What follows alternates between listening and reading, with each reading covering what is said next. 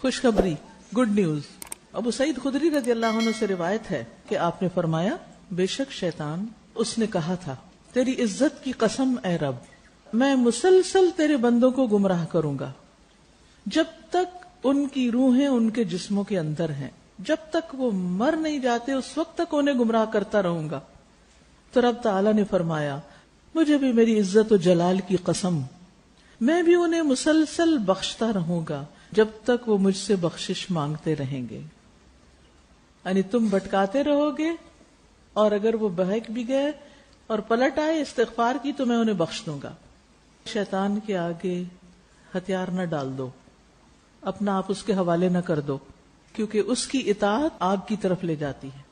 شیطان کا راستہ آگ کا راستہ ہے، اور تم اہل ایمان میں شامل ہو جاؤ اور رحمان کے بندوں میں تم کامیاب ہو جاؤ گے جنت الرضوان کے ساتھ، یعنی تم جنت اور اللہ کی رضامندی کو پالو گے۔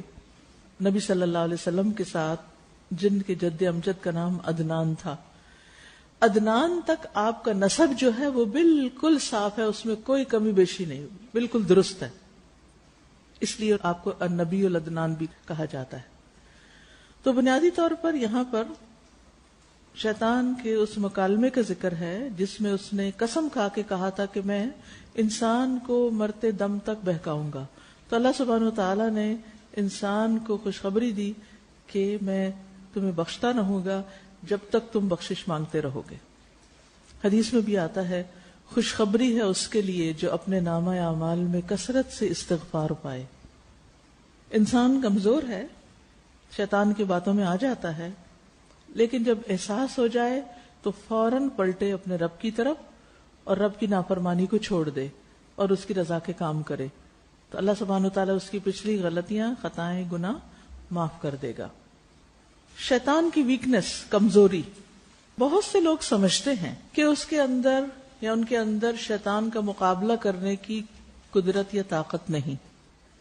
یعنی بعض لوگ سمجھتے ہیں کہ ہم شیطان کا مقابلہ نہیں کر سکتے، شیطان تو بڑا ہی طاقتور ہے، اور اگر کبھی ان کا آمنا سامنا ہوا، مقابلہ ہوا اس کے اور شیطان کے درمیان، تو غلبہ حاصل ہوگا شیطان کے لیے، یعنی شیطان سے میں جیت نہیں سکتی۔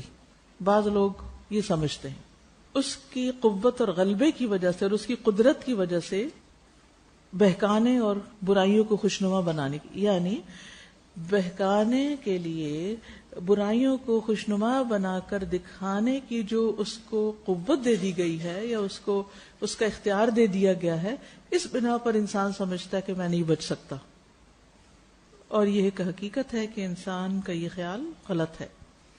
اور حقیقت یہ ہے کہ شیطان، اس کے پاس کوئی زور نہیں رحمان کے بندوں پر، رحمان کے بندوں پر شیطان کا کوئی زور بس نہیں چلتا۔ تو جب بندہ کتاب و سنت کو مضبوطی سے پکڑ لیتا ہے اور نبی صلی اللہ علیہ وسلم کی سنت سے ہدایت پاتا ہے اور اللہ سے ڈرتا ہے جتنی اس میں ہمت استطاعت ہے، شیطان اس پہ قابو پا ہی نہیں سکتا اور اس کو گمراہ بھی نہیں کر سکتا، اس کے اندر استطاعت ہی نہیں، قدرت ہی نہیں۔ جیسے کہ اللہ تعالیٰ کا فرمان ہے، بے شک میرے بندے، ان پر تیرا کوئی زور نہیں چلے گا، اور تیرا رب کافی ہے، کارساز یا کام بنانے والا، یعنی تیرا رب مدد کرنے کے لیے کافی ہے۔ میرے بندوں پر تیرا زور نہیں، مگر جو بہکے ہوئے لوگ تیری پیروی کریں انہی پر تو کنٹرول کر سکتا ہے، اس کے علاوہ خالص مومن پر نہیں۔ اللہ تعالیٰ کا فرمان ہے، اور اس کے پاس ان کے خلاف کوئی زور نہ تھا، مگر یہ کہ ہم جان لیں کہ کون آخرت پر ایمان رکھتا ہے اس کے مقابلے میں جو اس کے اندر شک رکھتا ہے۔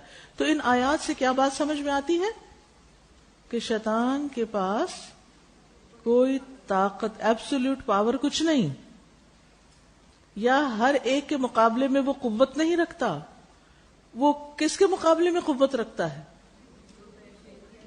جو بہکے ہوئے ہیں، وہ اس کے کنٹرول میں ہیں۔ مومن اس کے کنٹرول میں نہیں ہوتا، نہ آ سکتا ہے۔ تو جس کا ایمان مضبوط، حضرت عمر سے شیطان بھاگتا تھا، ڈرتا تھا۔ کیوں ڈرتا تھا؟ ان کے ایمان کی قوت کی وجہ سے وہ ان سے ڈرتا تھا۔ تو اب یہ ہے کہ یا تو آپ شیطان سے ڈریں یا پھر شیطان آپ سے ڈرے، تو بہتر راستہ کون سا ہے؟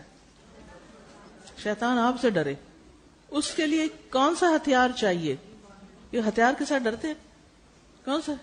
ایمان کا، توکل، تقوی، اللہ کی اطاعت، سب سے بڑھ کر تو اخلاص. جو مخلص ہوتے ہیں ان پہ شیطان کنٹرول نہیں کر سکتا. جب ہماری نیتوں میں کچھ خرابی آتی ہے، کوئی کوتاہی آتی ہے، کوئی کمی بیشی آتی ہے، تو شیطان کو موقع مل جاتا ہے پھر خوب وسوسے ڈالنے کا. پھر وہ نیکی کے کاموں کو ہمارے لیے مشکل بنا دیتا ہے اور غلط کاموں کو، غلط باتوں کو ہمارے لیے خوبصورت بنا دیتا ہے. تو ہمارے رویوں میں ایک دم تبدیلی آ جاتی ہے. ہم وہ نہیں ہوتے جو تھے جب ہمارے اندر ایمان تھا، اور اس فرق کو ہم خود بھی محسوس کر رہے ہوتے ہیں. شیطان خود بھی جانتا ہے اس کے پاس کوئی قدرت، طاقت نہیں اللہ کے مومن بندوں کو گمراہ کرنے کی، طاقت نہیں ہے. اسی لیے اس نے ان کو ایگزمپٹ کر دیا، مستثنا کر دیا ان لوگوں سے. اس نے مقرر کیا یا اس نے اقرار کیا کہ وہ ان کو بہکائے گا. یعنی جن جن کو وہ بہکانا چاہتا ہے ان میں سے اللہ کے مومن بندوں کو ایکسکلوڈ کر دیا کہ ان کو تو میں نہیں بہکا سکتا، ان پہ میرا کوئی بس زور نہیں. فقالت، اس نے کہا، کہنے لگا، ہے میرے رب، بوجہ اس کے جو تو نے مجھے گمراہ کیا، یعنی سجدے کا کہہ کے، میں ان کے لیے زمین میں خوب زینت پیدا کروں گا، یعنی برائی کو اٹریکٹیو بناؤں گا، اور ان سب کو میں بہکا دوں گا سوائے تیرے ان بندوں کے، ان میں سے جو مخلص ہیں، چنے ہوئے، خالص ہیں. اور عنقریب وہ قیامت کے دن اس بات کی وضاحت کرے گا، تصریح کرے گا، یعنی اس بات کو سامنے لائے گا، یعنی اپنے فالوورز کو قیامت کے دن صراحتاً بتائے گا. کیا کہے گا؟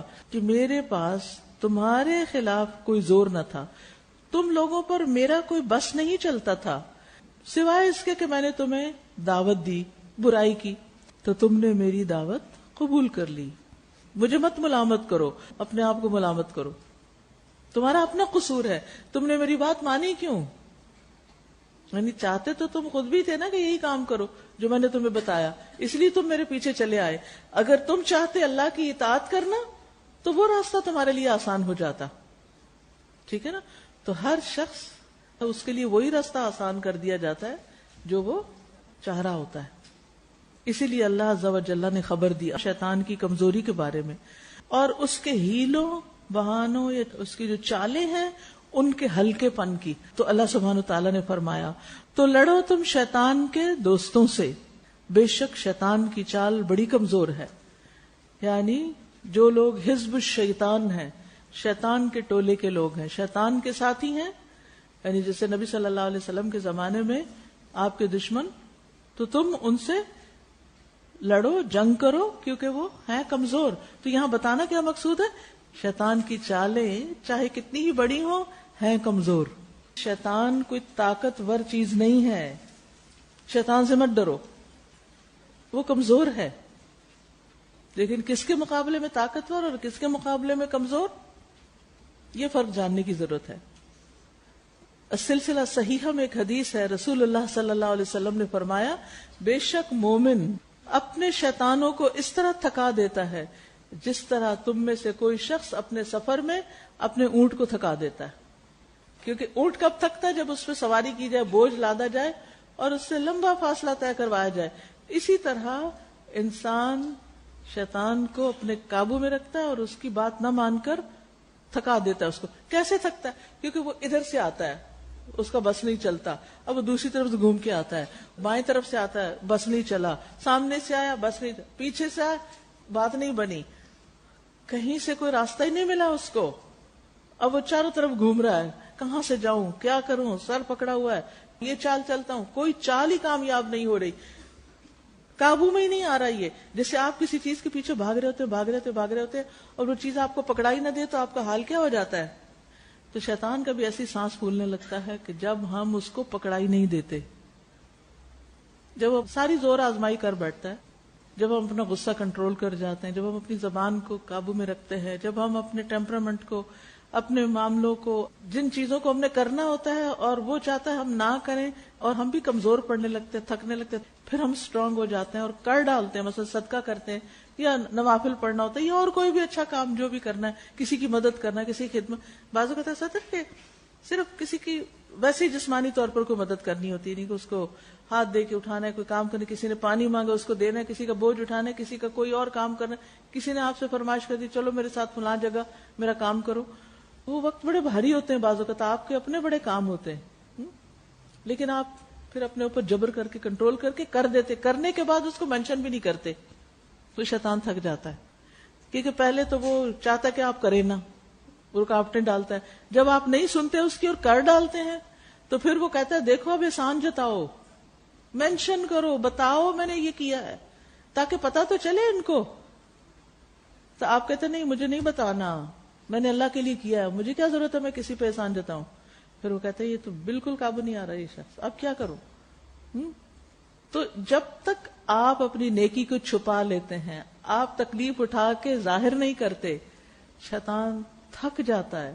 لیکن جو ہی آپ یا تو نیکی سے دل ہار کے پیچھے ہٹ جاتے ہیں یا کوئی نیکی چھوڑ بیٹھتے ہیں، یعنی آپ جتنا پیچھے جاتے ہیں نا وہ اتنا آپ پہ چڑھائی کرتا چلا جاتا ہے.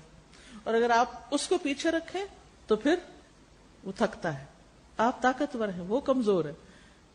جو ذرائع آپ کے پاس ہیں اس کے پاس نہیں ہے، جو ریسورسز آپ کے پاس ہیں اس کے پاس نہیں ہے. وہ صرف محنت کرتا ہے، ہم محنت نہیں کرتے. ہم کسی اچھے کام کے لیے محنت نہیں کرتے، مستقل مزاجی سے کام نہیں کرتے.